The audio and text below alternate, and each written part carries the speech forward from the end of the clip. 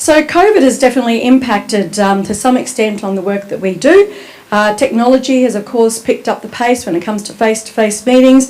We'd love to have automated data collection in a whole bunch of spaces, but as always money is the issue. But one of those things that we're doing is that really looking at how do we automate our data better, how do we get the information we need, and how do we expand our data out. Having increased resources, of course, would always be wonderful. But, since COVID, there's been pressure on governments, both state and federal and local, to really look at where their funding is going. But one of the things about it, of course, is that this sector is an area that really does need ongoing funding. What we do, how the partnership responds to our community, how we get that information out, is now starting to really come to the fore. Because we've collected the data for the last 7 years, we know that we've got robust data. We know that we've actually been making sure that it will stand up for the rigours with the technical working group, the independent science panel, but what do we do with that? And that's where we've started to evolve. So every organisation has to evolve and change, and the partnership will do that over the next few years as well, as we look to the future about what information we need to collect and what information we need to get out into the community, and how do we work with the community to really have, I guess, a change in their behaviour as to what we do. That's not our core role, but it may be something over time that we need to make sure we've got the right information going out there. Obviously the Great Barrier Reef has been a great supporter, obviously, to the partnerships up and down the coast. And one of the things that we'll be reporting in the next financial year is some information about the Urban Water Stewardship Framework. And that's a great pilot that's come out in our region. And I'd really like to thank the three councils, Mackay-Isaac and Whitsunday, for taking that on board and really getting involved and not being fearful of what that might do. So I really do thank you for that, and the results of that will come out in next year's report card. And the other thing that, of course, has been a real change is citizen science. Now, for those of you who have been involved in citizen science projects over the course of time, we've really started to see how we can use that in our data collection. We're knowing that we're actually doing it appropriately. Technically, it's robust as well, and we're getting right information. And it's interesting to see how lots of people now are starting to use citizen science as a way of gathering data. And I think that's really important for a whole range of things, because we can't afford to pay for people to go and collect the data as much as we'd like to. The Great Barrier Reef Foundation has acknowledged that, and they put some funding towards doing some citizen science research up and down the coastline with the 5 partnerships, and it's great to see that Bonnie is now going to be leading that project on their behalf. So there's been a lot of happening in the last 12 months. It's been an interesting year in more ways than one, but there's no doubt about that the partnership continues to go from strength to strength. And I'd have to say that I really do thank the partners for their ongoing commitment and involvement, because there was a bit of concern with COVID that people might pull away as saying that this is not necessarily relevant anymore. But I think it's even more relevant now compared to, particularly as we're seeing what's happening with the UN status on the Great Barrier Reef, when we see about the changes in our environment with the bushfires, change the climate. I think it's even more important now that we continue to get that data and that we use it wisely. So thank you for your ongoing commitment and involvement as partners to the organisation. We've got a video from Minister Susan Lee, Minister for the Environment. I'm Susan Lee, and I'd like to thank the...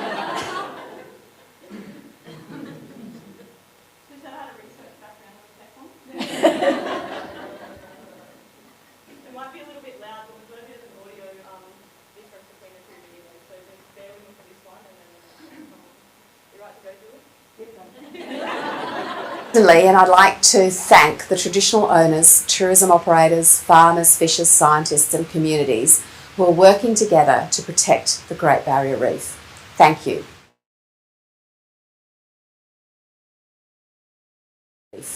Helping to protect its delicate ecosystems and helping to improve local environments in the process.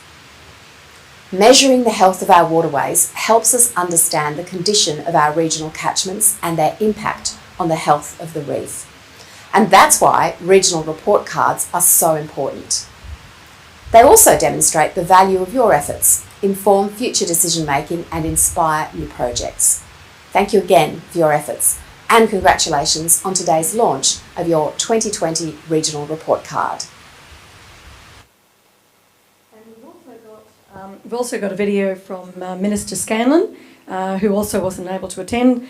Unfortunately, with COVID, people have been locked away in different parts of Australia and Queensland, but hopefully next year we might get the politicians to actually come up to one of our launches.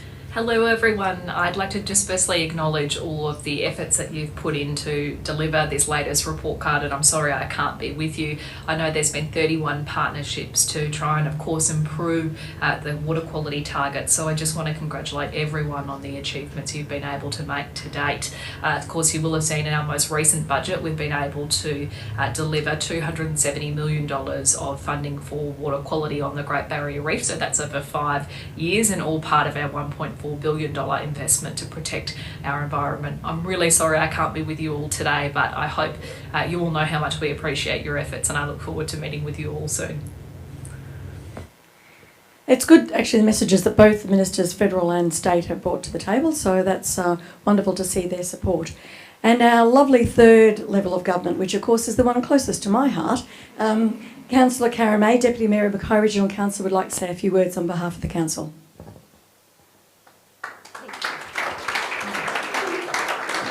Thank you very much, Julie, and thank you for the invitation to be here today. Apologies from our Mayor, Greg Williamson, who had another engagement that he had to attend, so you're lucky you got me. I'd like to acknowledge our member for Whitsunday, Amanda Cam, fellow councillor Alison Jones, and Councillor Viv Coleman from Isaac's Regional Council. There you are. And of course all of the council staff that are here as well. The report card and the council is very proud to be a partner and a founding member of the Healthy Rivers to Reef Partnership. The annual report card details the environmental, the economic, social and cultural health of the region's waterways, including the adjacent Great Barrier Reef. It also raises awareness of the Reef 2050 Water Quality Improvement Plan and assists regional communities to understand waterways, conditions, progress towards the catchment management targets.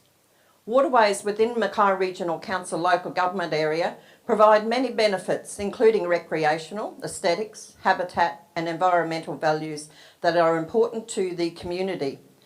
Within council, we are striving to lead the way in the protection of the waterways. A couple of the initiatives that council has undertaken, the Urban Water Stewardship Framework, and I think Julie spoke about that earlier, that the system of being able to actually gauge and implement the framework across the three councils, not just our council, but across the Greater Whitsunday 3 Council, I think will be a really good positive step moving forward, and we can compare data year on year then to make sure that we are heading in the right direction. Another initiative that the council undertook was the artificial reefs in the Pioneer River. So we installed 3 artificial reefs, and it's a pyramid and layer reef structure that we've installed in the river there to assist with the improvement of the fish in the Pioneer River. And to our knowledge, the counts that have been done to date, there's been about 1,600 fish around those reefs that we can see by doing physical counts. So it's good to see that the fish are taking up those hotel spots at the Pioneer River. And of course, another thing that we've embarked upon over many years is our fish ladders, placing fish ladders into streams so that fish can migrate up there, breed, and then come back and sort of be part of the whole ecosystem. So we have around 22 ladders that we've installed across our waterways. So all of these things contribute to improving the water quality, improving the environment, and improving the habitat. It's really fantastic, and it's great to be here today to be part of the launch of the report card. I had a quick look while I was sitting there, and it looks like we are moving in the right direction, so that's really good. There's been some positive improvements across the region, and I think, from a council perspective, it is imperative that we as council lead the way in those initiatives. And the thing that we want to do is to make sure that we're leaving our environment in a better place than what it was when we took office, and pass that on to the next council that comes along. So great initiatives across the Greater Whitsunday region, and we're really, really proud to be a part of it. Thank you, Julie. Thank you, Karen. It is wonderful that the three levels of government are so supportive of the partnership and the work that we do. I'd like to introduce you to Melissa Nixon, who's our new comms officer, who's going to give you a bit of a talk about what's happening in the comms space. Thanks, Julie. Good morning. For those of you that I haven't had the chance to meet yet, I'm Melissa Nixon and I'm the Communications and Media Officer here with the partnership. I'm relatively new, having started in January, but boy, when you join a team of extremely passionate and driven people, it's a matter of hit the ground running. And I feel like we have done that over the past 6 months. We've achieved so much as a team. A few highlights that stand out for me. We've put together a educational activity for children, and we delivered this at the Kids Coast Care event, and it was what is a catchment. So there's different educational tools like that we have developed. Joe, our parrotfish that you may have seen outside, we developed a colouring in activity and competition with facts about parrotfish and other animals within our region. And this is now serving as an educational tool for us to use in the community. We recently held a water quality forum in Proserpine called Talking Water at the Pub. It was very well received. We had a good turnout with growers, and we had an irrigation specialist coming to talk about smart irrigation practices. So that was a really positive thing we delivered in the community. Most recently, our team spent the weekend glamping in the St Lawrence wetlands, and we joined forces with the Fitzroy Partnership. Bonnie, our EO, she even donned a barramundi costume. So I think that's something that we need on our list. We need a new, And that leads me to the most recent highlight, our photography competition. So over a 3-week period, we put the search out for our 2020 report card cover. So we were looking for an image to capture the beauty of our waterways. The competition was extremely successful. We had 160 entries, which is pretty amazing in a 3-week period. All of them are really high calibre. I'd like to ask the member for Whitsunday, Amanda Cam, to come forward and to announce the winner.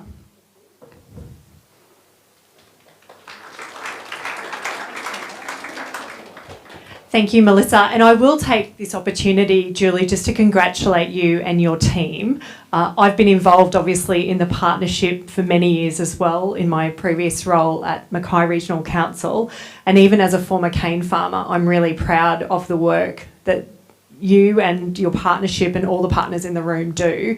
And it is absolutely bipartisan that we support this work and are really pleased to support the partnerships both at a state and federal level. So just congratulations, because it is incredible work, and I think it's an incredible showcase of collaboration and real partnership across our region we should all be proud of. Now, you may not see here, but these are some of the photographs as well of the 160 entries, and congratulations to the way in which you're engaging community, because this is just absolutely outstanding. So to Rebecca Hammer for capturing, I think, what is an amazing moment in time of what is a healthy river waterway in Dumbleton Weir. And for those who've been there, I know as a kid we used to swim there, and you can catch great fish there and all sorts of experiences. Congratulations on capturing this moment, and with that you're receiving a $1,000 voucher at Garrick's Camera House. So Rebecca's been, and what's your son? You've been so wonderful. Hello. What's your name? You've been so well behaved. This is for Mummy. Would you like that? Maybe not. I think we're going to get a quick photo here. But Rebecca's been photographing for 5 years as a hobby, but that is as professional as I've ever seen to capture a moment. So congratulations.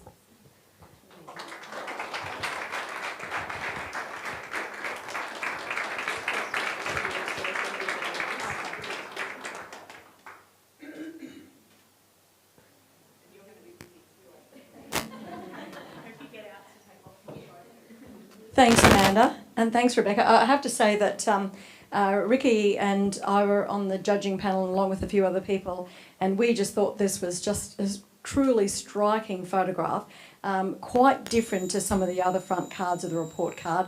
And so we kind of pushed quite hard, didn't we, Ricky?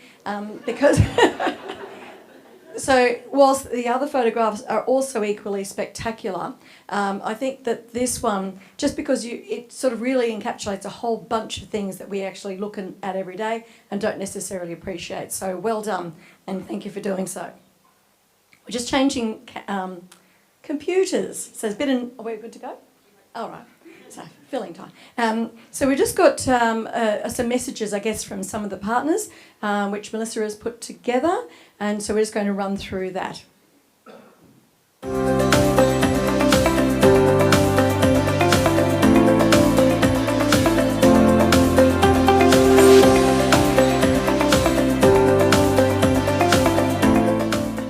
Waterway grades for 2020 in the Mackay-Whitsunday-Isaac region. This report card assesses the condition of freshwater, estuarine and marine waters in the region based on data collection between the 1st of July 2019 and the 30th of June 2020. Below average rainfall across most of the region caused reduced runoff into the waterways and impacted some of the 2020 report card scores. Water quality was graded moderate for all monitored freshwater basins in the region during this reporting period. This means that overall water quality scores did not meet recommended guidelines. Sediment levels in the region's basins remain an issue with moderate to very poor grades seen in the Don, O'Connell and Plain basins for 4 or more consecutive years. Pesticides graded very poor in several of the region's waterways, indicating a high risk to local aquatic species. Imidacloprid and diaron were the key contributors to pesticide risk across most of the region. The score for flow in the Pioneer Basin declined from good in the 2018 and 19 report cards to moderate in 2020 due to reduced rainfall and high water demand for urban and agricultural activities. Water quality in the Whitsunday Marine Zone remains a concern. However, the grade improved to moderate this year from very poor in the last reporting period. Reduced freshwater output into coastal Whitsunday waters in 2019 to 20 meant there were no significant additions to existing high sediment loads in the area. Pesticide grades in the Central Marine Zone improved from 3 consecutive years of moderate to good for the first time. This was likely due to low rainfall and reduced freshwater discharge into the marine environment. Coral scores were poor for all inshore marine zones in the region. Reefs across the region were affected by a major marine heatwave in early 2020 and are still showing severe impacts from Tropical Cyclone Debbie in 2017. Seagrass scores improved in all 3 monitored inshore marine zones, showing recovery after impacts from Tropical Cyclone Debbie in 2017. Reduced freshwater output from local rivers in 2019 to 20 positively impacted seagrass meadows across the region. Litter was reported on in the region for the first time, with both sites graded very good or good. Pioneer Bay in Airlie Beach was the poorest scoring site, meaning that litter is putting high pressure on the environment in this area.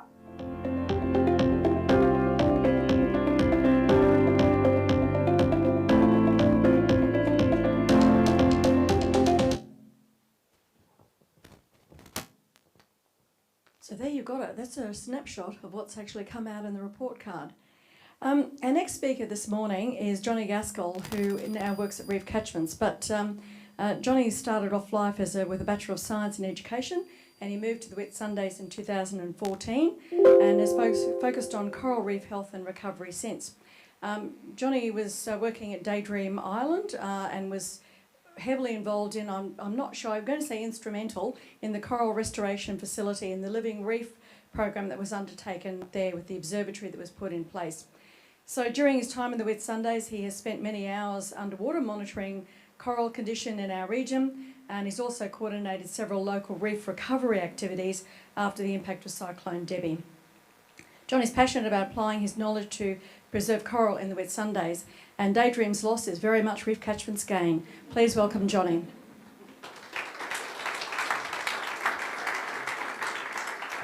Thanks, Julie. Well, good morning, everybody. Thanks for having me here today. Firstly, I'd also like to acknowledge the traditional owners of the land that we meet and the sea country where I spend obviously a lot of my time. And what I'm going to talk about today, or focus on today, unfortunately isn't what I normally talk about. Normally I'm very positive about the reef and show some of the most amazing spots in the reef, but because I am talking, I want to give you a bit of an insight into some of the findings in the report card, just so you have a bit of a photographic or visual representation of some of the outcomes and the key messages from the report card. I do take a lot of photos. I enjoy taking an image from time to time. So I will be representing this with photos, which is good because I have limited time and means I can cram 1,000 words into each slide pretty easily. As long as you can think fast enough. And the first slide, I'm going to give you a bit of a background on the Great Barrier Reef. Some of you probably already know this. But basically, this is a bathymetric map showing the depth contours or the depth of the Great Barrier Reef at the moment. 20,000 years ago, the ocean level was 125 metres below what it was today, which is hard to even imagine. Basically, all of the red, all of the yellow, and half of the green was land. So the reef is always changing. It just doesn't change as quick as it currently is. Basically, over that time between 10,000 years ago and 20,000 years ago, sea levels started to come in, and the ocean came in from the bottom and moved up through the lagoon in the middle there. And in the lagoon, it would have been likely a transition period with lots of mangroves, a very weird time. I know what you're probably thinking, which is what I thought, 2,300 kilometres worth of midgies. So not a great time. And basically, this is my interpretation, so I don't know, I wasn't there, but this is what it looks like 170 kilometres from Mackay east, so directly out. This is Cockatoo Reef. That's Cape York, but the rivers kind of look the same, so I thought it was relevant. But it would have looked something like that along the coastline. So if you imagine Mackay is 170 kilometres that way through land, it's very odd to think that the Great Barrier Reef wasn't here. There would have potentially been a fringing reef along the edge, depending on how much wave action, and it is very different. When sea levels rose about 10,000 years ago, the islands were formed.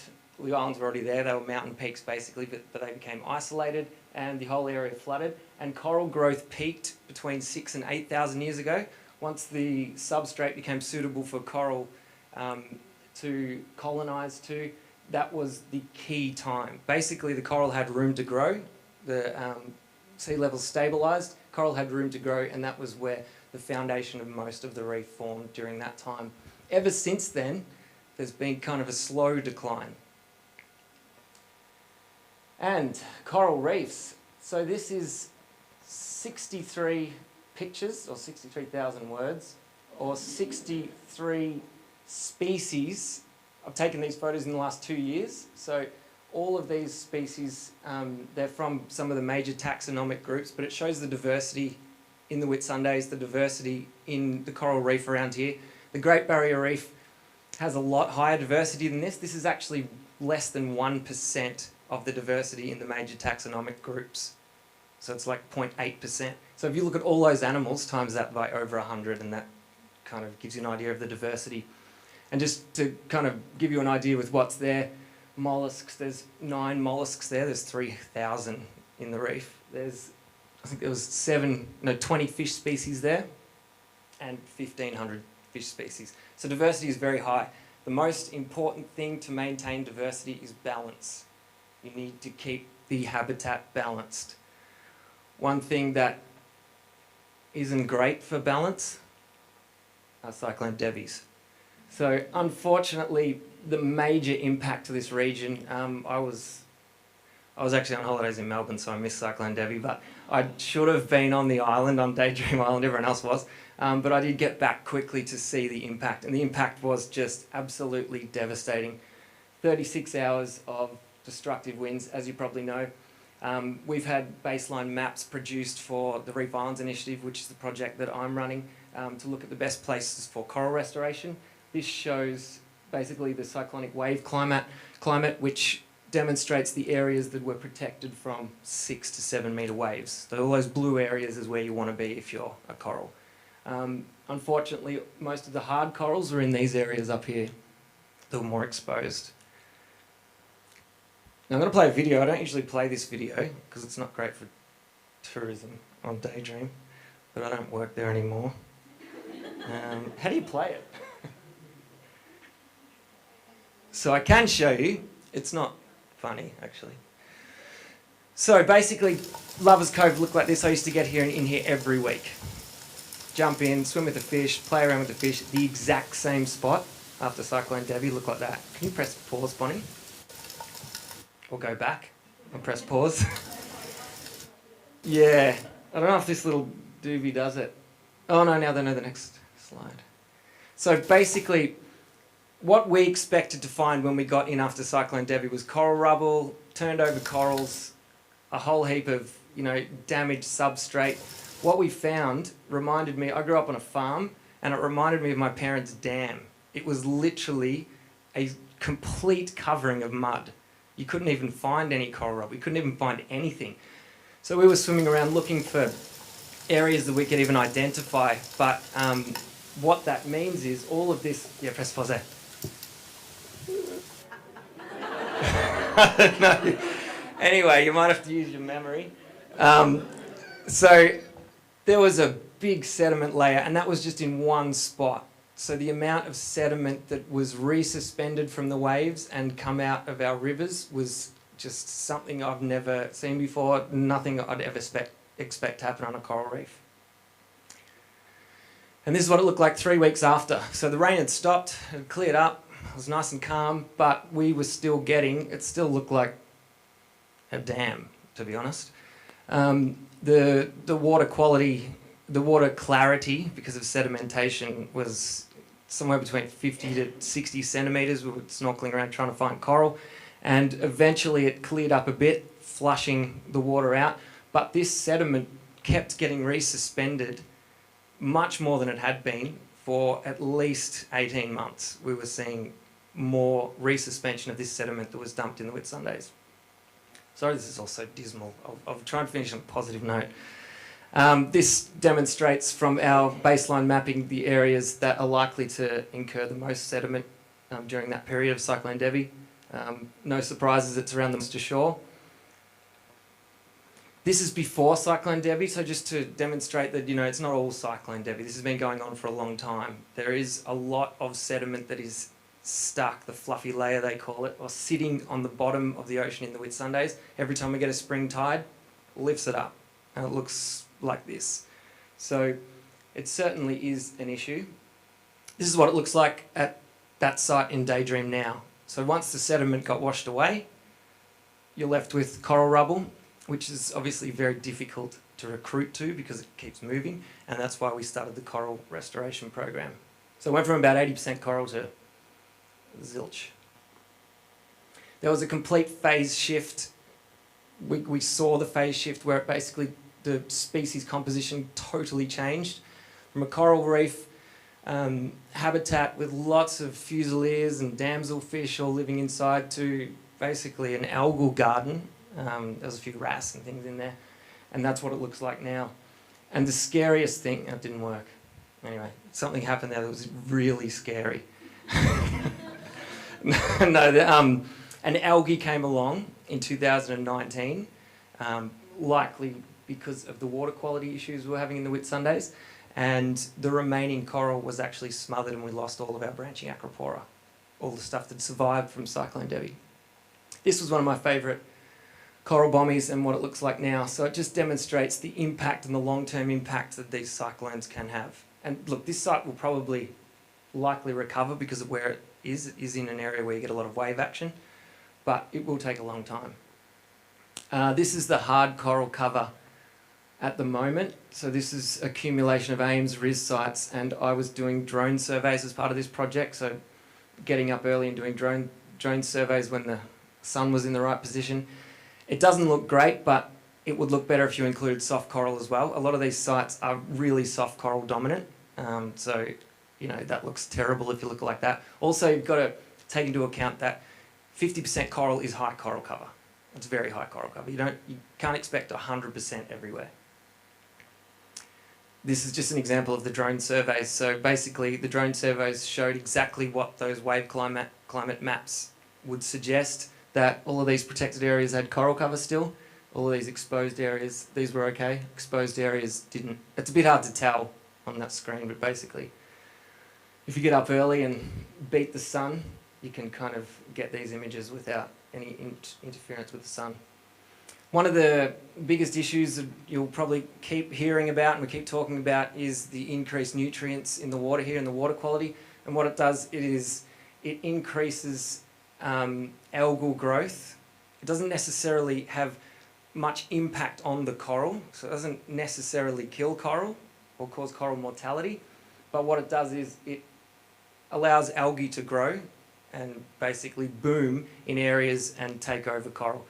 So you can see here there's a coral there at Blacksmith Island. This is basically adjacent from Proserpine River mouth. This was the first site we went to after Daydream Island, thinking it would be all protected. Unfortunately, we didn't take into account the water quality over many years. So these aren't Debbie impacts, these are impacts that have been going on for a long time. This is the bottom of Shore Island. You can see there's coral bommies out here in the white. It's a bit hard to tell on this screen, but all this black is all algae. So it's undergone a phase shift a long time ago. It's a video, but basically it's that moving. I won't worry about it. I probably don't have enough time to just imagine. It's algae. And you would have been likely looking at the position of where this is on a fringing reef in a tropical environment, 25 kilometres offshore. It should be table corals with a few thickets of acropora through it. That's what it should look like. Oh, it worked. But now when you snorkel at the bottom of Shore Island, this is what you see. So it is a bit scary. I just need to keep reminding you I'm going through the negatives. There is a lot of positives as well. I'll get rid of that. Ooh, pressing on replays. Another thing we've noticed is the trichodesmium blooms. This is a cyanobacteria or a blue-green algae. And these blooms, they're not new. There's always been trichodesmium in the ocean all around the world.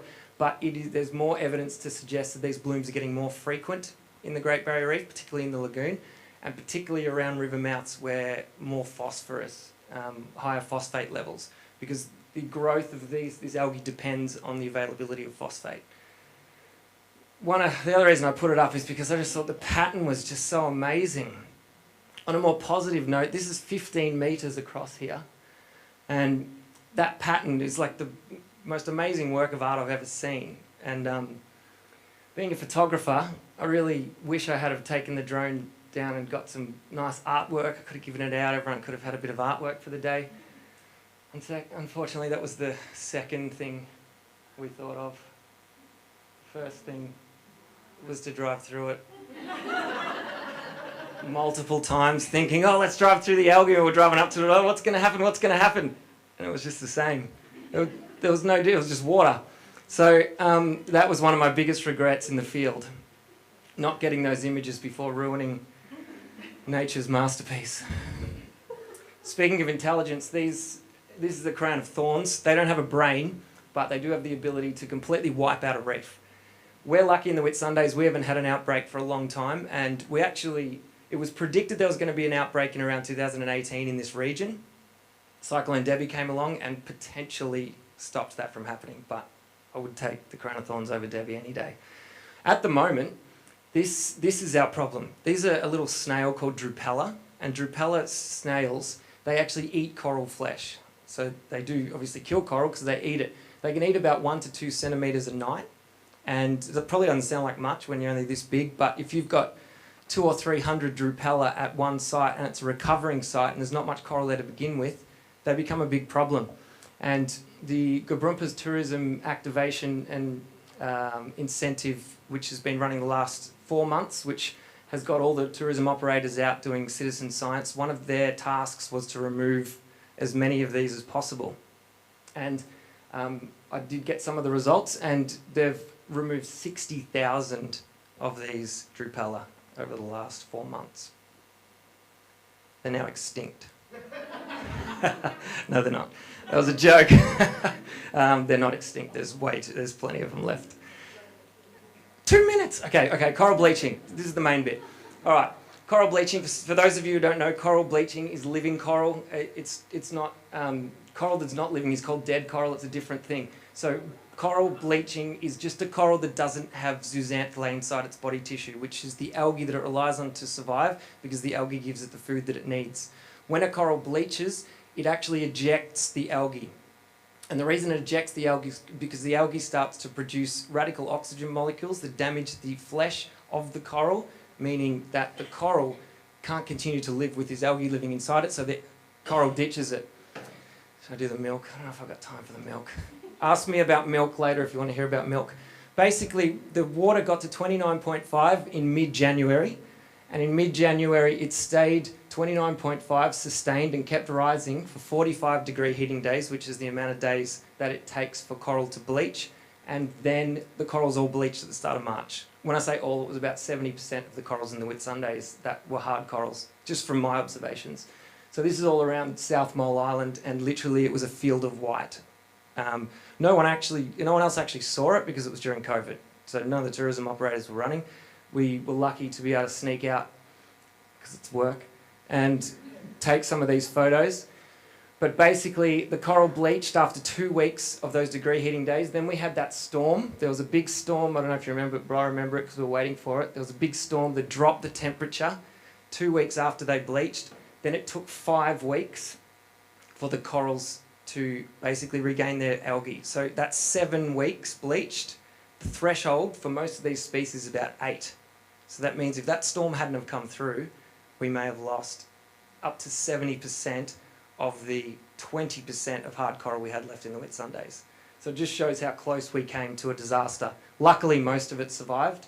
You can see here I was monitoring this, taking photos every week. They're 5 weeks apart.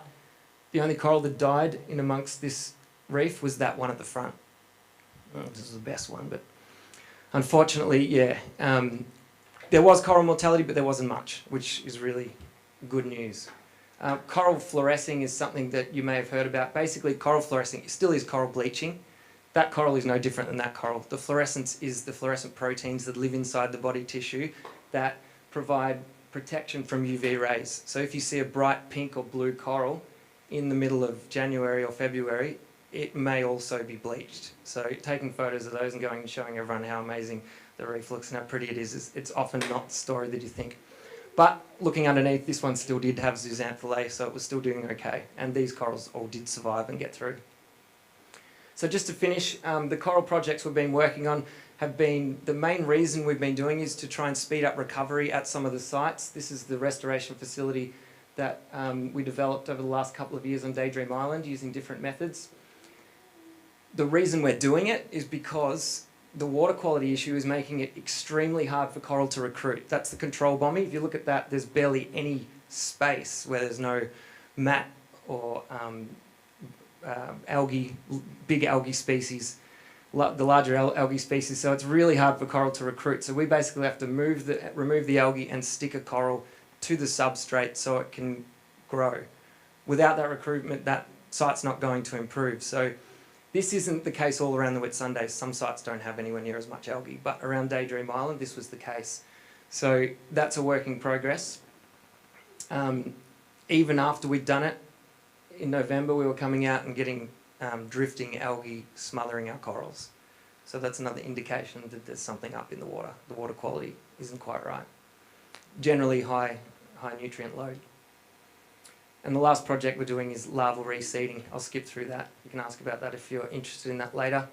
The 3 sites we're looking at based on the baseline mappings is we're trying to pick sites that we know can recover and tourism sites. So the sites we're looking at for the Reef Island Initiative are Blue Pearl Bay, Black Island and Luncheon Bay, which are all tourism sites. And all sites that were damaged by Cyclone Debbie but have the capacity to recover with a little bit of help.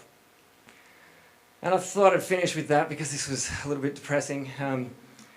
This is 3 weeks ago in the Great Barrier Reef, straight out from us. There are still sites that are amazing. This is the highest diversity of coral I've seen over an extensive area. This just went for forever, as far as we swam. hundreds of species of soft and hard corals, all living in balance, beautiful water quality. These sites are still out there. They're still around the Whitsundays as well, but they're just in smaller pockets at the moment. We just have to hope that they can catch up, and with some of these improvements we're seeing in water quality, hopefully we'll see a bit more recruitment and a bit more improvement over time. Thank you. Questions?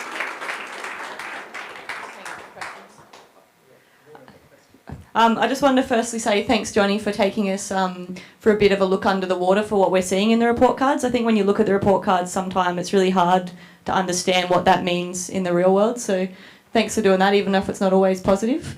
And then on a more positive note, I think he gave us some really great bits of information and things, and this particular picture here about why it's still so important for the partnership to work together to keep our reef looking beautiful and work on the water quality objectives. So Johnny has gone a little bit over. We do have a few minutes for questions. So if anyone has any questions from the audience, just a few quick ones. Otherwise, I'll go for questions in one moment. I was just also going to say the people that you want to talk to afterwards. So Dr. Ellie Pratt over here has been working on all the coral grades and scores in the report card. So if you've got questions about coral when we wrap up, she'd be a really good person to talk to along with Johnny. So 2 questions. There's an analogy. So coral bleaching is like, it's similar to the way that the coral discharges the algae is like if you pour a cup of milk and put it into the fridge and leave it for 5 days and then you drink it, you get all the nutrients, you get the calcium, it's great for you. If you leave it on the bench in summer and then you pick up the cup and you drink the milk, the bacteria's changed, the whole chemical composition of the milk's changed, so your body tells you, get rid of the milk. So the coral analogy, it's kind of like that with coral bleaching. It's the coral deliberately discharges the algae to save itself, basically. Yeah, and obviously, yeah. The message is don't drink coral. That's the message. Is there any other final questions from the audience, or want to hold them for later? I'm going to take that as holding them for later. Thanks, Johnny. No worries.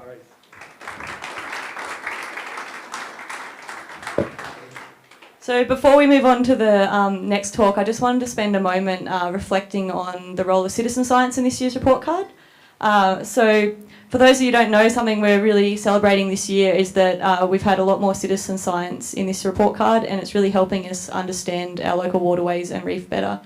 I thought, because citizen science is such a buzzword at the moment, right? Like it's got to go in everything, and everyone's like, but what is it? So I thought I'd just quickly also say, so citizen science is non-scientists, so volunteers in our community across all sorts of organisations, but they're participating in a data and monitoring method that is scientifically robust. So when we collect the citizen science data from many of our programs, which I'll briefly mention in a minute, it all has to still go through the same peer review process and go through the technical working group and also the independent science panel. So while it might just be our local community volunteers getting out and observing things, it's still feeding into a really important process that's helping us understand our waterways. Cool. So I guess a couple of things that you'll see in this year's report card that we're super excited about, coming on from Johnny's talk just now, is we have included Reef Check Australia citizen science coral data, so that's surveys out in the reef, and that's helped us include 7 more sites. So we've got 7 more coral monitoring sites this year. So big thanks to Reef Check for collaborating with us and getting that data into the report card. Another thing that we're really excited about that we have involved is Seagrass Watch. So we've always incorporated Seagrass Watch data, but this year we have an extra site up in Bowen, so that's giving us more information on seagrass in the northern zones. We also have a site down in Camilla, and that's going to get rolled in next year with our Southern Inshore program monitoring as well. And I hear that Viv was out last week collecting some of the data for that. So this is also a big shout out for you, the community. If you ever want to get involved in seagrass monitoring or coral monitoring or things, then keep an eye out for these opportunities. Get in touch with us and we'll connect you with the people that run the programs.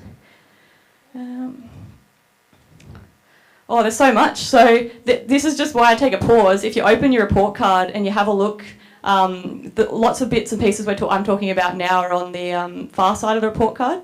So another thing that's we'd like to highlight that's continuing is the Blueprint project. So the Blueprint project involves tourism operators up in the Whitsundays collecting water quality data while they're out on their boats for the tourist operations. So that's going ahead, and you can read about that. There's a bit of a blurb on that inside the report card there. And finally, I have to say, I mean, it's all exciting, but this one's really exciting for at least me and Ellie, and I think the partnership as well. So this year, and also probably Alicia, who's worked on this in the past as well. So if you can see in there, we've got litter reporting in the report card for the first time. So that means we've taken data from the Australian Marine Debris Database, which is a collaboration of all sorts of volunteer organisations and initiatives that feed data back into the database that Tangaroa Blue hosts. Hayley Tate's in the room today and will happily answer any more questions you have around that database. But so that database, if you've ever been out with Libby Edge on Eco Barge up in the Whitsundays, who's also one of our partners, she said the weather was too good and she was out collecting rubbish today to come down. But yeah, so if you've been out on any of the Eco Barge collecting rubbish, you've been to any of the local cleanups or any of those many organisations that feed back into that, that's where that litter report and data is coming from. So it's data that's collected by the community that we can now report on that. Why we're wanting to report on it, why we find it exciting, is because we can feed it back into source reduction projects and looking at what are the main causes of litter and things that we can address as a partnership and get involved in.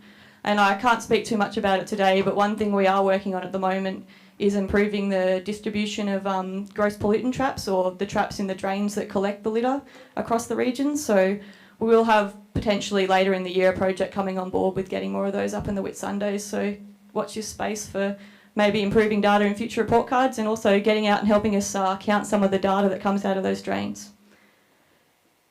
So with that, to celebrate, I think I've said all I need to say, you never know.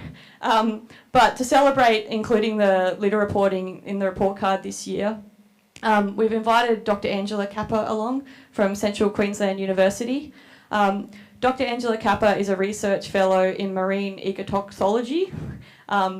She has 21 years experience in trophic transfer of marine contaminants and 6 years experience in microplastics research, having been involved in multiple projects across the region, including sediment, water, seagrass and biota impacts.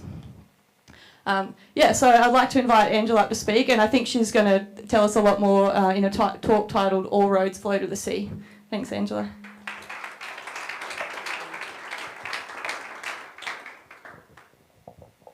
Morning, everyone. Thanks for the invite as well to come along and talk about this today.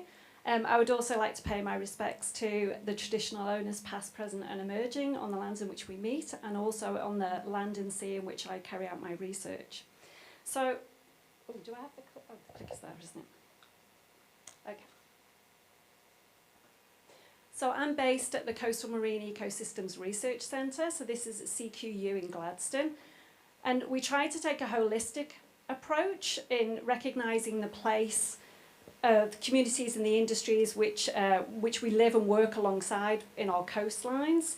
And also we try to undertake a proactive approach to applied research so that we can develop practical solutions to the challenges facing our coastal marine ecosystems. Okay, so the problem, as we all well know, mismanaged plastic waste is a huge global issue. And currently we're putting around a garbage truck worth of plastic into the ocean every single minute, which is just such a huge amount when you think about it. And the problem is that a lot of this larger macroplastic actually starts to break down and fragment until we get these smaller microplastic pieces, less than 5 millimetres in size. And there's an estimate currently, these estimates keep changing, but there's one report of about 125 trillion pieces of microplastic floating around our ocean. And that's pretty hard to visualise, 125 trillion pieces. So if you can imagine 1 million elephants floating around in our oceans of plastic, that's currently what we've got just with those smaller plastic pieces.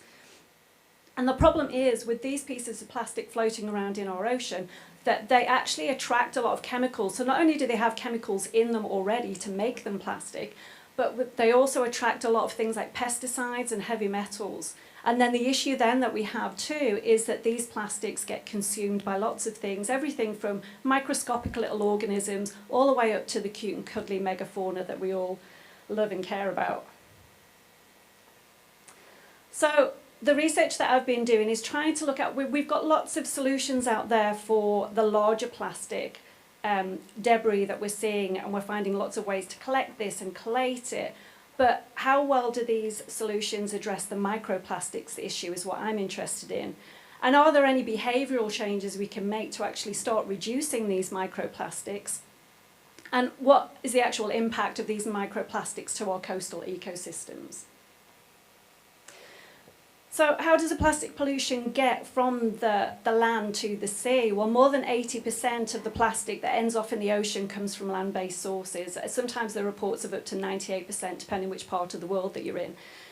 And so what we can do is try to stop that flow from the land to the sea. And Drain Buddies have been doing this excellent project, and they're up and down the coast and in Victoria, where what we're actually doing is they're putting traps in to collect some of that larger litter that just ends off normally going down the drains. And they've been doing such a fantastic job of this, and we end off taking this litter back. So we kind of intercept the litter, and then we take it back and we collate it, and we do audits for it to actually figure out what's in there and whether there's anything we can do about what's going in those drains. But what I've been kind of interested in is they capture that larger litter, but are we missing an opportunity to capture those smaller pieces of the puzzle? Are microplastics literally slipping through that net, through the larger mesh size? And with slipping through the net, are we missing out on the knowledge of where these microplastics are coming from? What's the source of them? And so by modifying the existing Drain Buddies, what we've done is put like an extra layer of protection on the Drain Buddies. So we're using a finer mesh to try and capture some of the smaller pieces of microplastics that are coming through those Drain Buddies. And in this picture on the right here, you can actually see, so we've been doing some trials in Gladstone, and you can see kind of what falls through that mesh net that we're capturing that would otherwise be going straight down the drain. And it just looks like a pile of soil, but I can pretty much guarantee there are a lot of microplastics in there.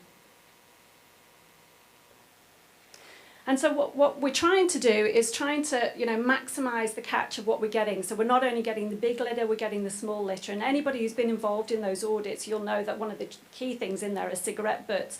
But what we don't think about in those cigarette butts is all those little microfibres that make up that filter. And often in the Drain Buddies, especially if it's been raining, we get lots of these little, they're starting to disintegrate and fall apart. And, plenty of plastic wrappers, food wrappers, straw wrappers, all of these things. And what happens is they disintegrate, potentially while they're sitting in the Drain Buddy as well, and the smaller pieces are fragmenting off. But we don't know how much of the microplastic is coming from the litter that's in the Drain Buddy itself and how much is coming from other sources. So one of the things that they noticed anecdotally in the Drain Buddies were that they were starting to get lots of one of the Drain Buddies baskets that Clean Water Group looked at, they found lots of flecks of paint in there and was suddenly wondering where it was coming from, and then noticed that there'd been roads had been repainted, and of course the paints that they paint the roads with have thermoplastic in them. So these bits of paint had ended off in the Drain Buddies basket, which is great, we're capturing that. But what about the smaller pieces of that might be falling through? Another thing that's been captured in the Drain Buddies is the artificial grass. That it's a great solution to not having to do maintenance on roadsides, but unfortunately there can be a bit of fallout from kind of the initiation of putting these things in. And what we don't really know is what wear and tear there is on the artificial grass and how frequently it is shedding, and how much of that we see as smaller plastics from the artificial grass actually slipping through the net. And also, since there's been a ban on plastic waste export actually from this month, so lots of different construction companies and industries are looking at really great innovative ways to reuse the plastic that we have. And in southeast Queensland, in Redlandshire, they've already put in a kilometre of plastic infused road. Now it's great use of plastic, and this is starting to happen more frequently, and it will start to happen more frequently in construction.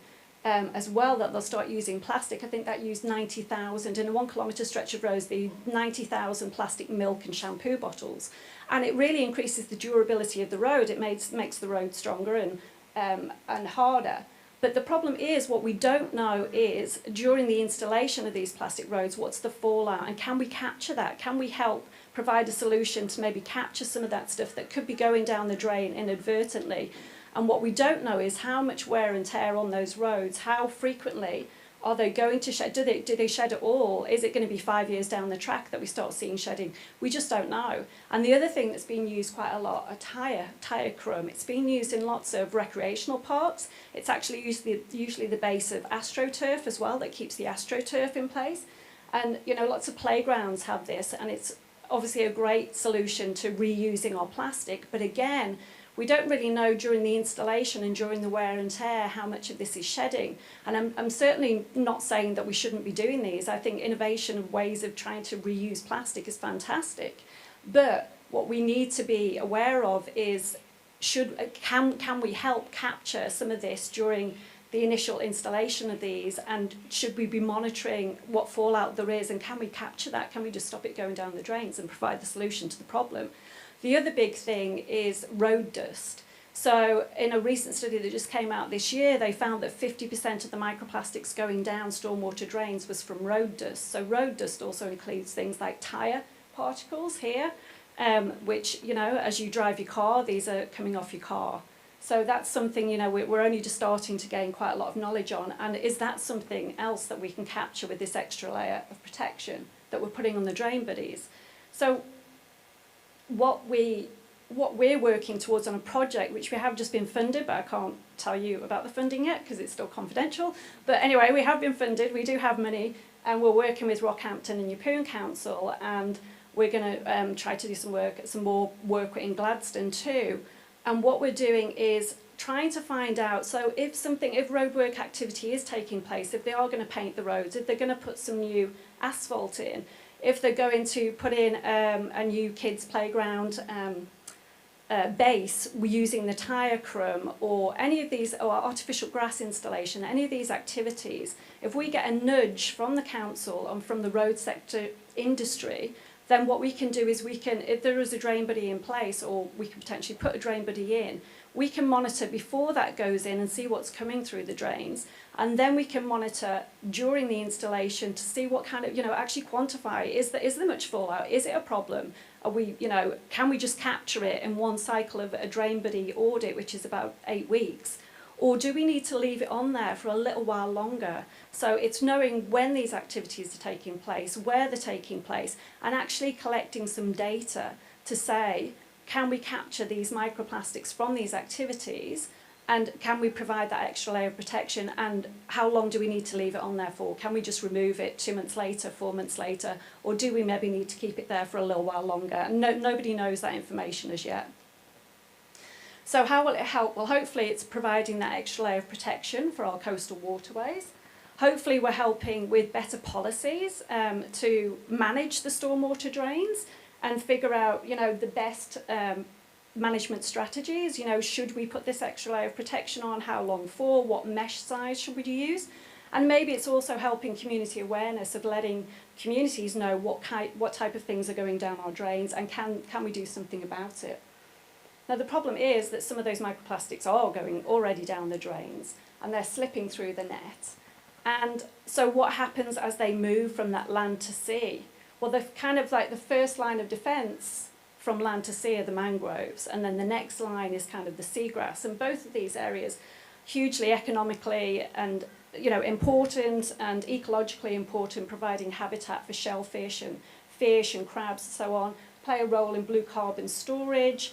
And they're really good filters, and that's that kind of the issue, that they can trap stuff, that they're good at filtering out particulate matter, and microplastics act like particulate matter in the water. So when plastic ends off in the mangroves, and that could be much larger plastic, what happens to it? Does the larger plastic just sit there and slowly degrade, and do the microplastics from it just go into the sediment? Or as with the tidal patterns, do they get washed in and out? And do they actually stick to the little pneumatophores? You know, those pneumatophores kind of stick up the aerial roots, and are the microplastics actually sticking to them? And is there any physiological impact to the mangroves from having microplastics sticking to them? And what are the impacts to seagrass? I've already carried out some research in Scotland where we were looking, and you know, seagrass again very good at filtering out that particulate matter. So we found microplastics in much higher concentrations in the sediment of seagrass beds compared to bare sediment. And the interesting thing we found in this study was that the microplastics were actually sticking to the seagrass blades. So in that biofilm, that slight film of slime that you get on seagrass, the microplastics were there. And then in the small grazers that we looked at, we were seeing microplastics in the guts of these little grazers of the biofilm, the microbial biofilm, and also the seagrass themselves. And obviously, lots of cute and cuddly megafauna here like to eat the seagrass, and we know that seagrass is in the guts of pretty much every single organism we look at. So, but you know, whether it actually does any harm, whether it's just passing straight through, is another issue. But what we're really interested in for this project is also to look and see what physiological impacts are there to the seagrass itself. So we know it's sticking to the blades, but we don't know how it's getting trapped on there and for how long it stays on those blades. And we don't know whether there's any impact to how well the seagrass then photosynthesizes and respires. We don't know what's involved in those processes, and there hasn't been any work done on seagrass looking at microplastics impacts. It does have some impacts on microalgae and on freshwater plants, but nobody yet has looked at seagrass. So that's something, you know, that I guess we don't think about when it's washing down from the road to the sea, that then it's not only being consumed by everything, which we already know it's in everything including us. We're apparently eating a credit card of plastic every single week, like the size of a credit card. But what other impacts is it having that are not so visible, that we're not noticing so much? So obviously it's fantastic now that litter is being used in a metric to kind of use as an indicator to how potentially polluted our environment is, you know, how healthy is that environment. And obviously the macro litter is quite ephemeral. It can come and go with storms, and you know, sometimes you can walk a beach and it can have heaps of plastic on, a big storm comes through and it all washes off and it's washed off to another beach somewhere else. So it can be ephemeral, but it is a really good indicator of, you know, keeping check on this and seeing whether certain beaches are continually getting plastic on them. And this might not be from the location it's at. Sometimes it depends on the currents and what actually washes in. But what I'm really interested in doing also is, if I'm out there collecting the plastics from the land to the sea, the microplastics at the microplastic level, is this something that eventually we can incorporate into something like a report card? You know, what is going from our land to our sea, and is there a measure that we can start collecting to see whether those environments stay polluted, and you know, whether they, you know, the plastic is just adding and adding, or whether it comes and goes and it's quite ephemeral, because we don't really know too much at the moment. Oh, and one other thing I did want to mention was that the Central Queensland University is part of a CRC bid for plastic waste, and obviously I'm involved in it from the aspect of environmental harm and impacts of plastics. But there is a whole range of things that they're interested in looking at, anything from biotechnology to, you know, degrade plastics, anything for plastic use, any ways, filtration, all kinds of activities that could potentially be involved in looking at plastic waste and trying to find solutions for it. And this is a really good return on investment, kind of a 4-to-1 return on investment if stakeholder and industry groups get involved, so you get a lot of research for a lot less dollars. So if anybody is actually interested in getting involved in this, I've got my information on there, so or come and speak to me at the end of this, and I can tell you, I can provide you with some more information about it. But it's looking at the whole circular kind of economy of plastic and what we can do about it. So there's lots of opportunities in there to get involved, and I think that's it from me.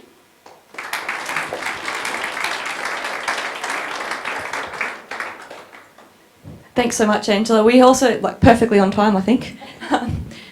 We have a few moments for questions now. If anyone would like to ask any questions about Angela's research and the things she's talked about today, or even maybe ask her some questions. Are you familiar with this area? You could try some local questions and we'll see how we go. Let's go. So I'm just going to rephrase that for anyone online listening. I think the question Cass asked was around, does the fine mesh you put inside the drain buddies mean they fill up really quickly and they need to be maintained more often? Yeah, so that's a really good question, and that's one of the things that we're working on in the Clean Water Group. So we've already trialled one mesh size, and we didn't have any major issues with that one, but we're going to trial a different mesh size on the next set. And it's a case of a little bit of trial and error. And most of the times when they install the drain buddies, they look for, because obviously, you know, during the wet season we can get a lot of, well, most times we can get a lot of rain. And so there's usually almost like an escape route for the water to go round. So once the drain's full, so they shouldn't block up, but if they get full of leaf litter or whatever, you know, you can never guarantee what's going to be in there. So it could be an issue that we need to keep an eye on for the first few installations and go out and monitor, especially during the wet season, and just keep an eye on it. And, you know, we're still trialling different designs of how to keep that mesh on and the best way to do it. So it's all still in research and development at the moment, but at least it will give us some starting data and hopefully we won't be flooding the streets anywhere.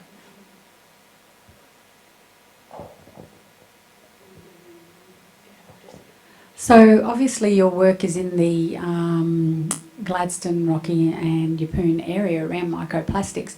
It would be interesting to know whether or not over the last couple of years, pre the Containers for Change program in the Mackay region, how much plastic and or microplastics were in our waterways and in our oceans, and whether or not the Containers for Change program has actually been a huge benefit towards reducing the amount of plastics that's going into our oceans. So do we know if anybody's done any of that work? I'll let Angela have a go at answering first, and then there's a few other people in the room that might be able to help as well, I think. So let's have a go. Yeah, so there would be, like Heidi's probably got a much better idea of if there has been, during the drain buddy audits, you know, are we seeing, with people doing the Containers for Change, are we seeing a lot less of that type of litter going into the drain buddies in the first place? From the microplastics point of view, we don't know, because we don't have that baseline out in the marine environment yet. And, you know, the baseline's very hard to gauge because it's already, you know, plastics have been out there for years and years and years. And so it's quite hard, but I guess we've got to start somewhere and get a baseline, and then we can continue to monitor it and see whether other changes that we make, like Containers for Change, or reusing plastics in different ways, then ultimately have an impact on that or not. Time for one more, or two more maybe. Let's see, quickly. Go to the front, then right to the back. Thanks, Bonnie. Thank you, Dr. Ange.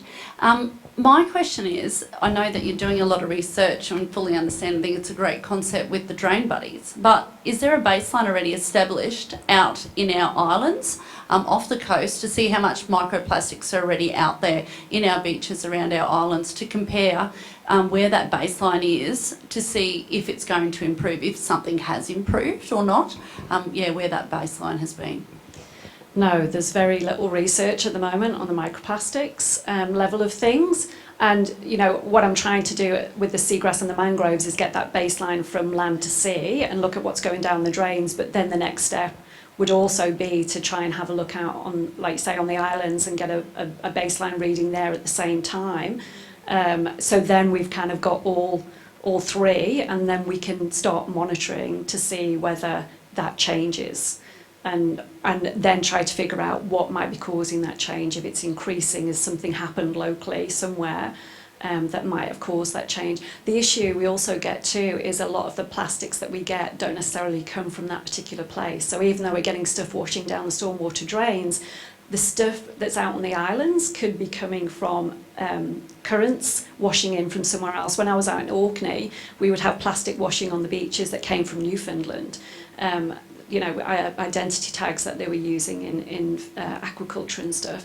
So it can, once it reaches beyond that coastal environment, it's very difficult to pinpoint where it's coming from and what you can do about it. But we do need to get baselines further out as well, not just coastal. Need more money, then I can do it all. Hi, how you going? Hi. Yeah, my question's around the new metaphors. I'm just curious as to whether you did a transact on the new metaphor or, the diversity of the, what varieties of new metaphor the microplastics were being found in.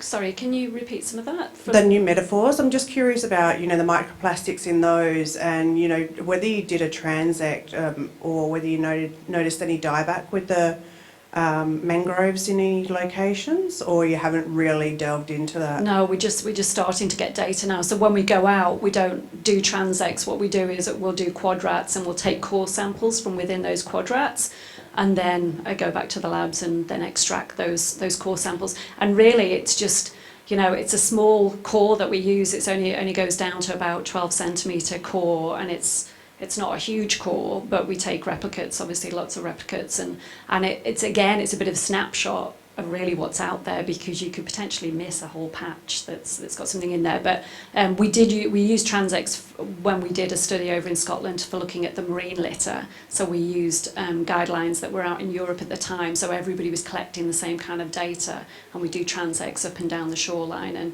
collect along 100 metre transect and see how much litter was 1 metre either side of that, and collate all of that. So that's when we use those more for the macro level. Great. Thank you so much, Angela, for coming and giving us that insightful talk today.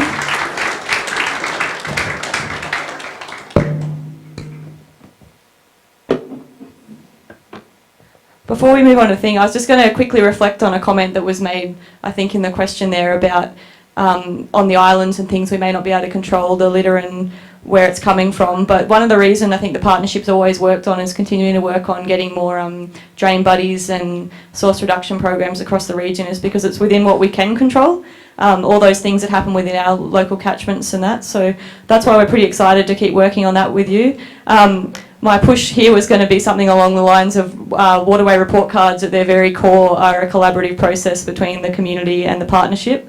So as we continue to work towards getting more gross pollutant traps, drain buddies, litter baskets, whatever you'd like to call them, around the region, it's really quite intensive to get the data out of those, and it involves people volunteering their time to show up and contribute to the auditing process. So I'd like to give a shout out to all the partners today and anyone sitting in the room as we go forward to try and harness some volunteers within the community to come along and participate in those. So yeah, that's my call to action today, and you'll be hearing from me over the next couple of months as we get going on that and work further on it. So with that in mind, I'm going to invite the hardworking team that puts the report card together to come up, and we're going to do a bit of a Q&A about what you see in the report card. I realise for some of you, you've only just seen this report card today and you haven't had a lot of time to reflect on what's in there, but any questions that you do have so far, have a bit of a think about what you're seeing, and then yeah, we'll start off probably about a 25-minute Q&A about everything that is in there this year. Hello everyone, I'm Ellie. Just to answer a little bit more about some of those litter questions straight away, the way that the litter metric is actually being calculated, we're comparing it to a 4-year baseline from 2014 to 2018, which is before those bans on single-use plastics and plastic bags came into place. So each year we'll compare it back to that baseline, and hopefully we'll see a declining trend in the litter along those through time. And yeah, so hopefully we can track the way that those bans are interacting. And in response to the microplastics questions on the island, I've actually been involved in a few transects and things doing OzMap surveys, which is going and sieving the sand, and you can count the amount of microplastics that are in the sand there. So people like Reef Check and those kind of things, and I know Tangara Blue and people like that are already collecting that data as well for citizen science. Sorry to steal the mic straight away, but I just wanted to add that as well. No, I think that's great, and I think I'll just give a quick plug before they start. If you look inside your report card, over where the blueprint project is at the top, Behind this report card sits an incredible amount of technical documents. I know a few people in the room have been involved in reviewing them, and will tell you that the couple of hundred pages is a bit of a, it's a hefty read, but there is a lot of information in terms of being data transparent and open about where everything's coming from. If you scan that QR code, it'll take you, should be live on the web now, and it'll take you to the technical documents if you want to know anything more about any of the methods that doesn't get covered today. And so there's two documents there. One is a results report, so that'll step you through everything that is in the report card and what are the 2020 report card results. And then the other one that sits there is a methods report. And that methods report is obviously all the methods that feed into the data collection, where our data comes from, who's providing it, and all that. So with that, I thought, we've had some hefty research talks today, and also maybe not always the most positive things. So I guess I'm going to ask the first question with what is probably the good news story out of this report card, or what are you excited, and what do you think is the positive messages that are coming through in the data we're collecting? Thanks, Bonnie. I think there are, also hi everyone, Technical Officer number 2, Talon, on the estuaries and freshwater, marine. This essentially, as Bonnie mentioned, is your opportunity to hit us with any burning questions you had about our waterways. If we cannot answer them either in our brains or via papers that we have in our hands, we will most certainly try and answer them for you after the show. The first thing, what's good right now, with estuaries, we did see quite a lot of good news stories. We saw all of our estuaries were good for nutrients this year. And we had 3 improvements in our estuaries overall for scores. That was the Gregory, Vines, and Carmilla. It's worth noting that with a report card, though, some of these grade changes are all based on metrics in the environment, and we set these thresholds like, okay, when nutrients cross a certain grade or threshold in the environment, we're going to count that as good versus very good. And those thresholds are sometimes can be broken with very small changes. So those situations happened in the Gregory and Carmilla this year, where we didn't see a huge change in score, but we saw increases from a B, a good score, to a very good score. And those were likely influenced by rainfall as well. So those are a couple small things for us. Basins were largely very, very similar. We saw some increases, so for example in the Don, pesticides was increased to very good as well. If you would like to know about individual indicators, I can do that, but to not draw on one question for too long, I'll pass it over to Ellie, because we have a number of surprises for you in marine. Thank you. So one of the best sort of things that we've seen in the marine zone is a continued recovery of the seagrass meadows, particularly after Cyclone Debbie. So obviously that was very destructive, as Johnny mentioned, and seagrass really declined in a direct result of that. But each year in each of our monitored zones, we've seen the scores improve, particularly in the northern zone. It's now gone to a grade of good from last year at moderate. So that's really exciting. It means that the seagrass is coming back quite quickly, and that's really good news for obviously the dugong and turtles, but also for fish, which is really important to all of our recreational fishermen.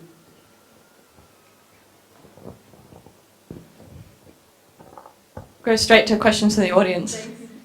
Oh, you mentioned fish. I'm just intrigued where you mentioned no data or insufficient data, in particular in the offshore, well actually all of that coastline around fish. What is the barrier there for you to be able to collect that data? So money. Money is the barrier. Well, in also the context of citizen science, or is there a lacking of partnerships as well, or potential partnerships? Yeah, so we're doing a lot of work on it at the moment, trying to get that data through citizen science essentially. And so Bon will be doing that'll be a big job for Bon, and working with Annie and various people from the other partnerships as well to try and sort of engage recreational fishermen to try and get that data, and hopefully we can fill those grey gaps in the future. Obviously it would be nice to be able to sort of incorporate that with proper science that's being done by the science institutions, but if all we can do is get citizen science, then that's a really great first step, I think. And fishermen are some of the people that we want to engage with the most, because they're out there quite often and seeing those changes, and they know the good spots to see the fish. So it would be really nice to be able to get that data. It's also worth noting, I think, you'll see that we do have fish grades for freshwater here, and yeah, it's probably prompting the question. The reason why that doesn't work, for those of you who might not know, in our estuary or marine, and we have data provided to us by DES for our freshwater, and they use something called electrofishing for that area, but that doesn't work as soon as you get salt water into the environment. So it's a little bit more difficult, I think is why it's taken us quite a while. And we acknowledge the magnitude of how much people care about these fish. So when we do introduce this, we want to make sure it's right. So we've been mulling over this, and Annie knows all about this as well for years as a partnership. So we're getting there, and Bonnie can probably speak to this a bit more, but it's just we're kind of building this up with a citizen science program in the future, hopefully. You want to? No, I think we'll keep going. That's probably a pretty good summary of fish. It's challenging and we're working on it.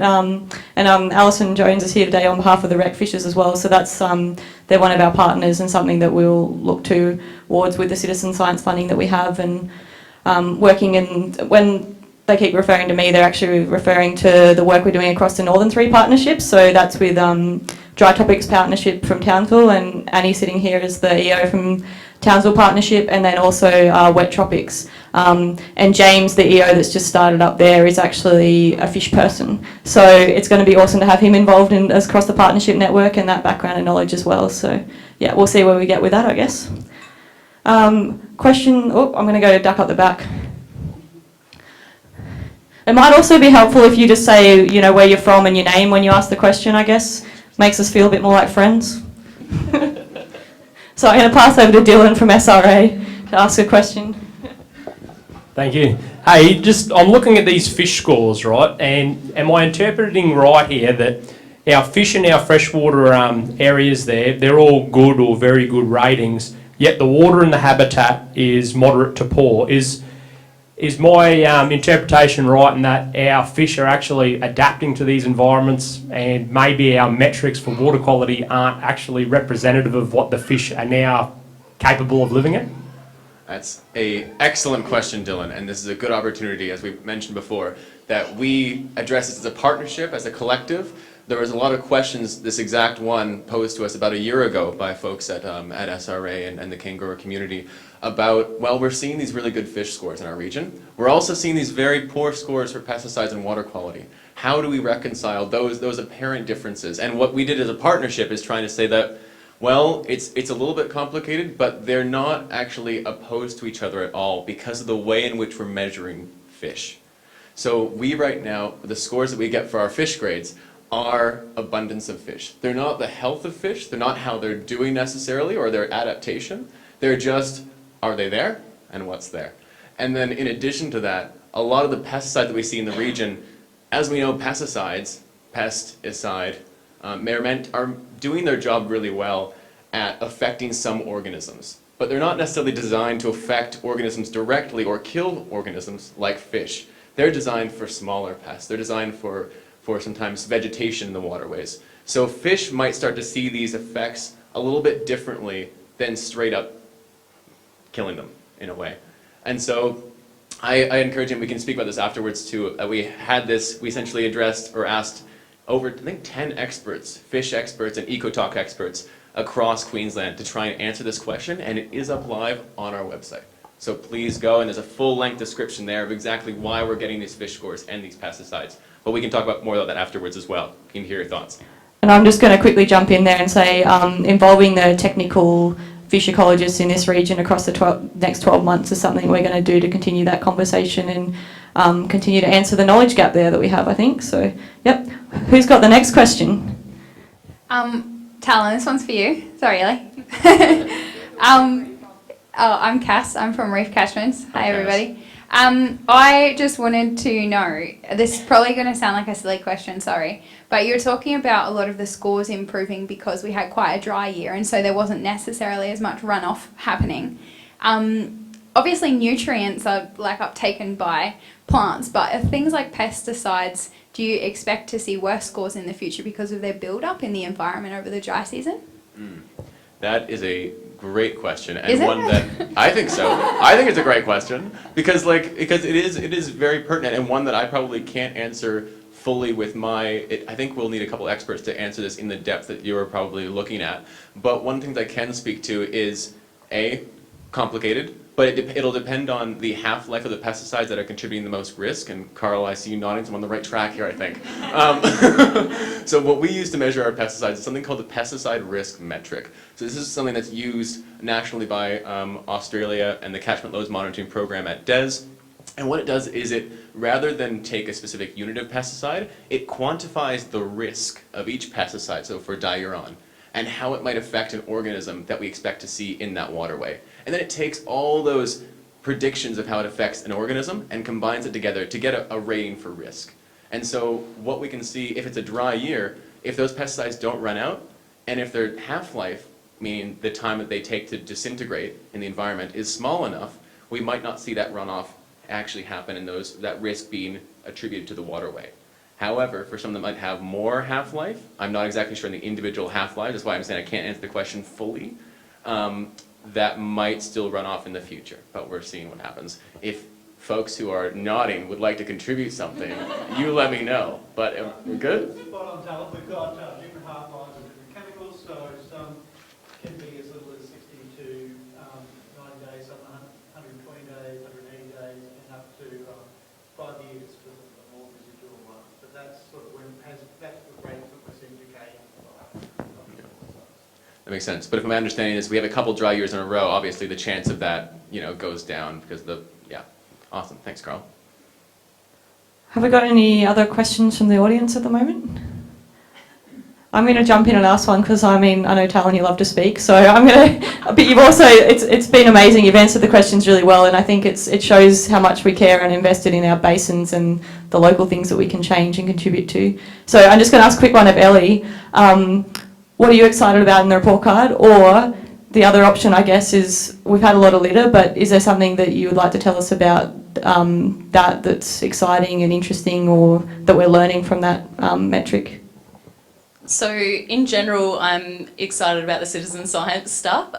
So I've been quite involved with the citizen science things this year, and got to go out with the Reef Check crew and learn how they take their data and that kind of thing. So it was a bit of a, as a self-professed citizen science skeptic, when I first came into the role, it was really important for me, I think, to get that confidence in the data and actually go out and see how it's being collected.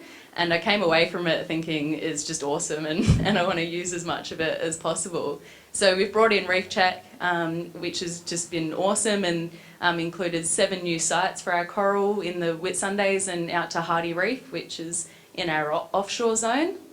And then we've also included a new site from Seagrass Watch at Bowen, which I actually helped collect that data and went out and volunteered for them for the day, and met some of the nice, lovely volunteers that are giving up their time to collect that data. So that was really fun as well. And then, yeah, of course, the litter metric, which we've worked really hard to produce, and in particular Tegan in the dry tropics has worked exceptionally hard to get that metric up and running. And so both the dry tropics and us are reporting that this year, and then hopefully wet tropics in the future, and the southern partnerships as well. So I think it's a really great step to be able to start moving into those sort of human dimensions, directly affecting our environment, and it's a whole new metric, so it's pretty cool, and we were kind of anticipating it for next year's report card, so to have it in this year is really cool. I guess that's a good segue for me to ask you to check out the back of your report card for what's coming up in the next year and those exciting things. So not necessarily now, but later, if you want to hear a few things that are coming on board next year, and what is the work we've got to do. Space for, we've got another one at the back. Dylan, I'll give you one more, but I might pass to Indus first. Cheers. I'm Indus, I'm grade 12 senior. I just had a question. We talk about monitoring as a method of getting these early warning signs in our ecosystems. And I see the program's been going for 8 years, so I think you're finding some great information. But what sort of work's being done at the moment to help reduce some of those risks, help improve some of our sites that we're seeing with these, moderate to poor ratings for our ecosystems? Is there any work, any changes in policy which are being implemented as a result of the findings from your partnership?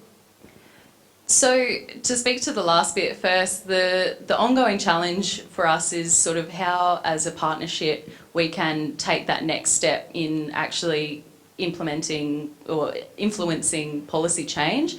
And that's why it's important for us to have people from the Office of the Great Barrier Reef here and talking to the Department of Environment and Science and all levels of government really, and trying to get the message of the partnership out there as much as possible so that we can start using our data, which is only getting longer and longer term data sets, to actually make policy changes.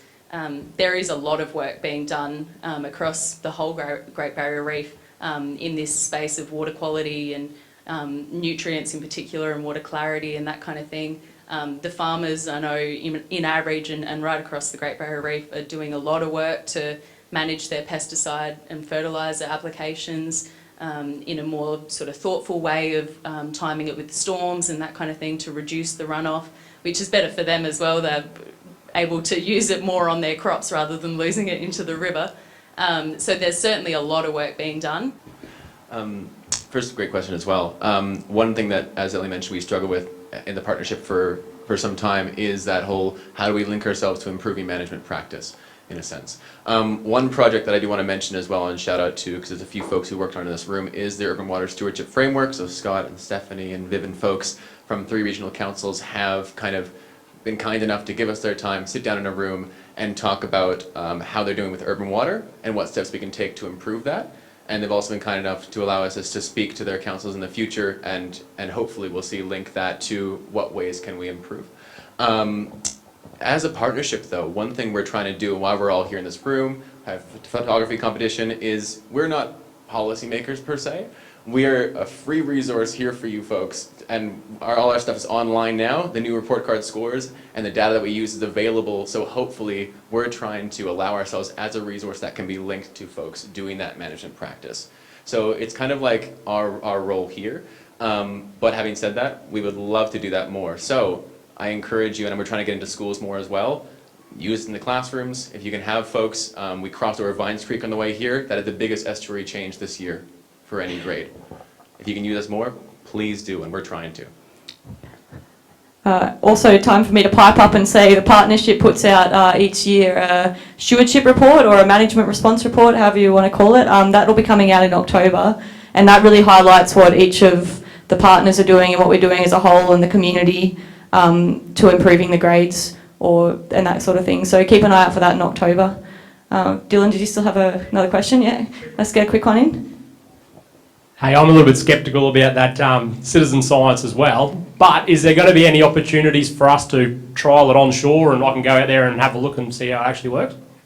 Yeah, I mean, just as the first step, get in touch with me and I can explain all the methods to you and how it's all done, and our process of getting the data from citizens into the report card and how many checks that's going through, and the high-level scientists that are looking over it.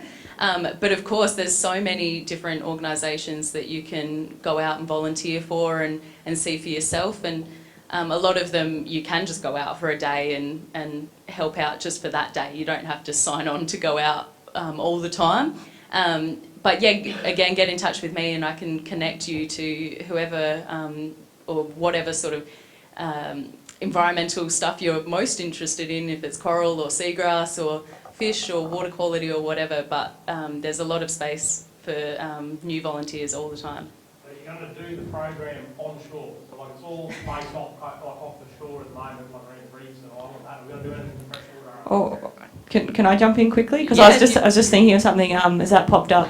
I think maybe you're asking around citizen science and water quality potentially. Yeah, so I think that's been something that the partnership's been interested in for a while. At the moment, the citizen science is the seagrass, reef check, all those sorts of things. But Serena Landcare, they're not here today, but they're an apology because they have a lot on, but they're also running a citizen science water quality program at the moment, getting people involved in their catchment. So we're going to watch how that goes and then look for the options that can come out of that, or if there's something we can do in the future.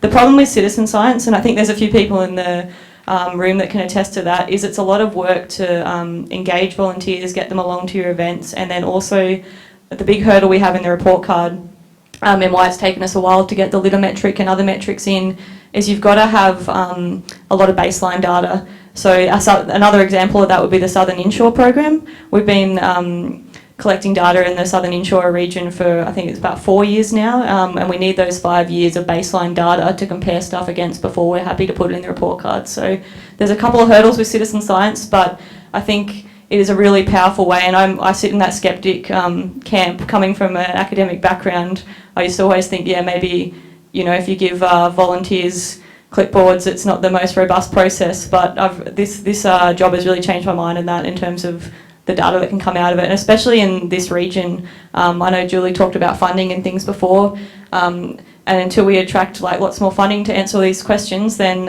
getting our community involved in collecting data is a really powerful way to do that. So I'm not sure we've totally answered your question, but there's a bit more information.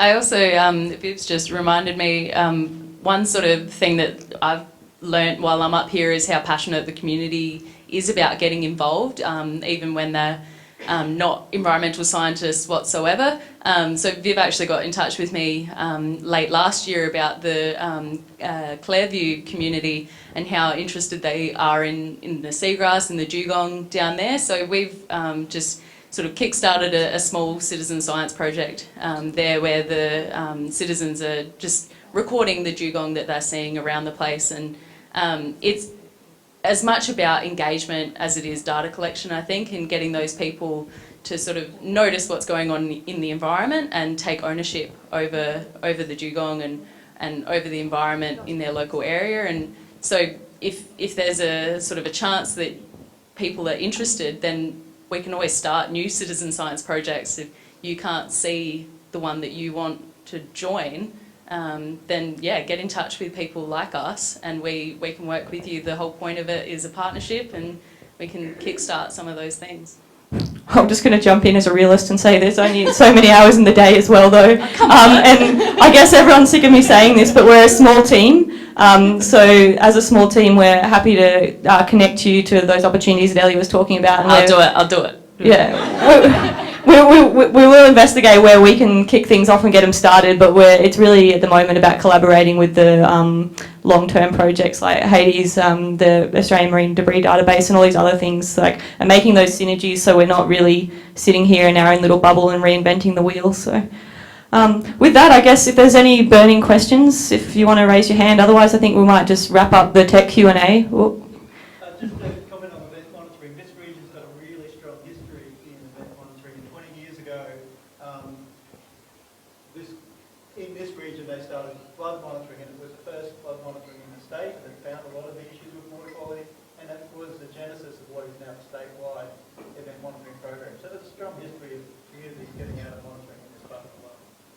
That's beautiful to hear, Carl, and thanks so much for your local context and knowledge. I think that's the other thing we don't have. You don't really have a local standing up here as part of the team at the moment, so you do lack a bit of historical context. I haven't said to Alicia I was going to do this, but I was wondering just to say thank you so much. Alicia's worked as a technical officer for the partnership before Ellie was involved. She was off on maternity leave and has since decided that she won't be coming back after the partnership, but she's just asked me to pass on to everyone how much she enjoyed working with the partnership and all that sort of stuff. And I just wanted to say it publicly now, because as well as recognising these guys, because the report card is 7 years worth of data at this point in time, and there's been a lot of people that sit behind the scenes and do a lot of hard work. I think I've talked to other past technical officers, not Alicia, I'm not going to dob her in, but they have told me it can often be a bit of a slog, and sometimes unforgiving around those periods where it's leading into the technical working reviews and all the scientific reviews. So just a big shout out. Without these guys and all the work they've been doing, the report card wouldn't be a thing that it is. So we'll finish the tech session with a huge shout out to the people that do the tech work and on the ground, and wrap it up there and hand back over to Julie.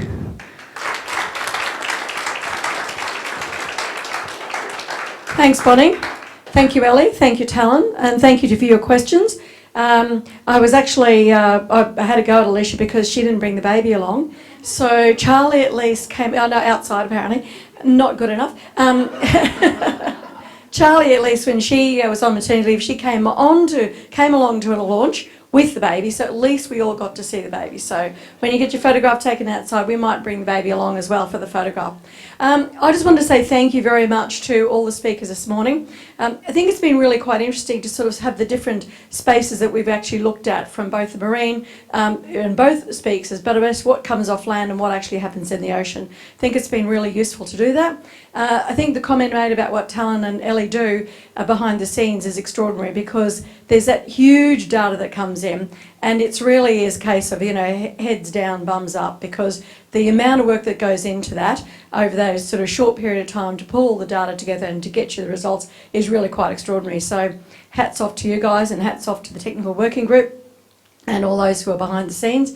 Thank you very much to the partners. Thank you all for coming along this morning, but thank you to the partners for your ongoing commitment and involvement.